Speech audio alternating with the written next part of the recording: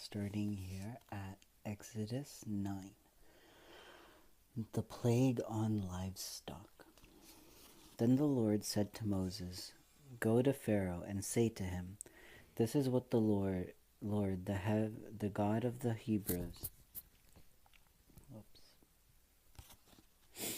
says, let my people go, so they may worship me. If you refuse to let them go and continue to hold them back, the hand of the Lord will bring a terrible plague on your livestock in the field, on your horses and donkeys and camels, and on your cattle and sheep and goat.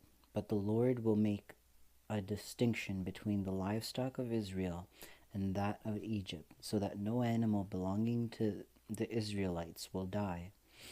The Lord set a time and said, "Tomorrow the Lord will do this in the land." The next day the Lord did it, and all the livestock of the Egyptians died, but not one animal belonging to the Israelites died. Pharaoh sent men to investigate and found that not even one of the animals of the Israelites had died. Yet his heart was unyielding. He would not let the people go. The plague of the boils. Then the Lord said to Moses and Aaron, "Take handfuls of soot from a furnace and have Moses toss it into the air in the presence of Pharaoh. It will become fine dust over the land of Egypt, and festering boils will break out on men and animals throughout the land." So they took soot from a furnace and stood from Pharaoh. Moses tossed it into the air, and festering boils broke out on men and animals. The magicians could not stand before Moses because of the boils that were on them and all the Egyptians.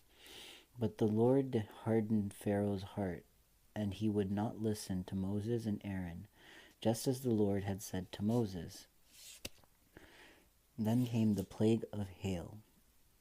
Then the Lord said to Moses, "Get up early in the morning, confront Pharaoh, and say to him, this is what the Lord and the God of the Hebrews says, let my people go, so that they may worship me. Or this time I will send the full force of my plagues against you, and against your officials and your people, so you may know that there is no one like me in all the earth. For by now I could have stretched out my hand and struck you and your people with a plague that would have wiped you off the earth. But I have raised you up for this very purpose, that I might show you my power, and that my name might be proclaimed in all the earth. You still set yourself against my people, and will not let them go.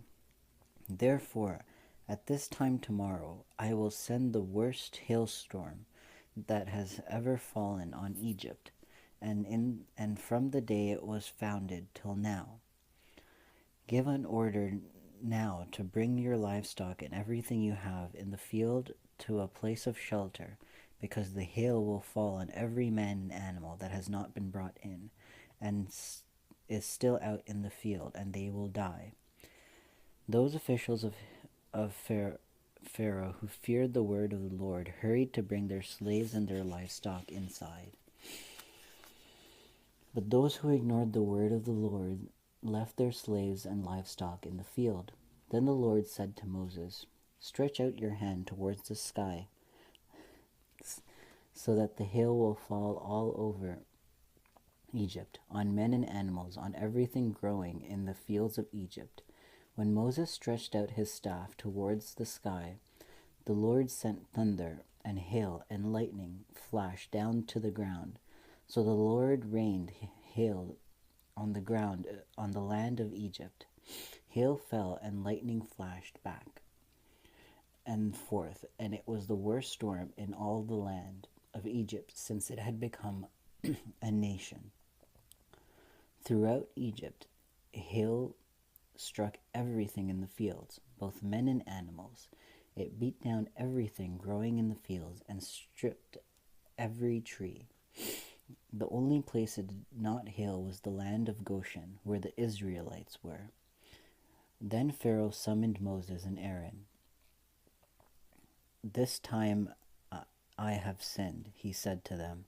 "The Lord is in the right, and I and my people are in the wrong. Pray to the Lord, for I have had enough thunder and hail. I will let you go, and you don't have to stay any longer." Moses replied, "When I have gone out of the city, I will spread out my hands in prayer to the Lord. The thunder will stop, and there will be no more hail. So you may know that that the earth is the Lord's. But I know that you and your officials still do not fear the Lord God." The flax and barley were destroyed, since the barley had headed and the flax was in bloom. The wheat and spelt, however, were not destroyed because they ripened later. Then Moses left Pharaoh and went out of the city. He spread out his hands towards the Lord. The thunder and hail stopped, but the rain no longer poured down on the land.